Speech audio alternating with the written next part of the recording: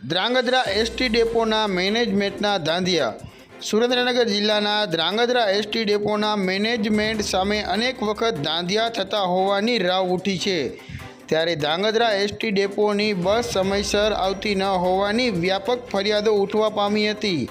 ત્યારે જાણવા મળતી માહિતી અનુસાર ધ્રાંગધ્રા એસટી ડેપોની ધ્રાંગધ્રા ભાવનગર રૂટની બસ અમુક દિવસે ચાલુ હોય છે તો અમુક દિવસે બંધ રહે છે, જેને લઈને મુસાફરોમાં ભારે રોષ જોવા મળી રહ્યો છે। ત્યારે ધ્રાંગધ્રા ભાવનગર રૂટના બસની વાત કરીએ તો ધ્રાંગધ્રા બસ સ્ટેશનની બારીએ મુસાફરો પૂછપરછ બારીએ જાણવા માટે જાય ત્યારે તેઓ દ્વારા બસ 2 વાગે આવવાની હોવાની વાત કરી રહ્યા છે। અને જ્યારે ધ્રાંગધ્રા એસટી ડેપોના ઇન્ચાર્જ મેનેજરને પાસે પૂછપરછ માટે ગયા તો ધ્રાંગધ્રા ભાવનગર બસ કેન્સલ હોવાનું સામે આવ્યું હતું।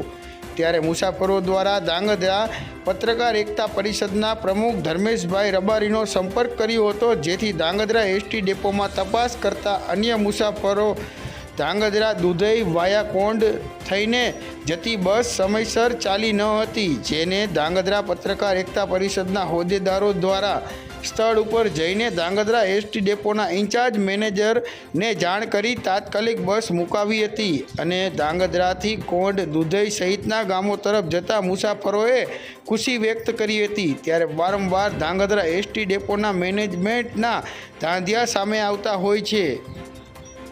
આ કોણ દુધઈનો ફેરો છે, અવારનવાર દરરોજ લેટ થતી હોય, કોઈ દી ટાઈમે બસ નથી આવતી। 1 વાગ્યાના બેઠા છે, પૂછપરછની વારી એમ કે છે 5 મિનિટ રહીને આવે, 5 મિનિટ રહીને આવે, અત્યારે 2 વાગ્યા હજી હાલ બસ આવી, કોઈ દી બસ ટાઈમે નથી।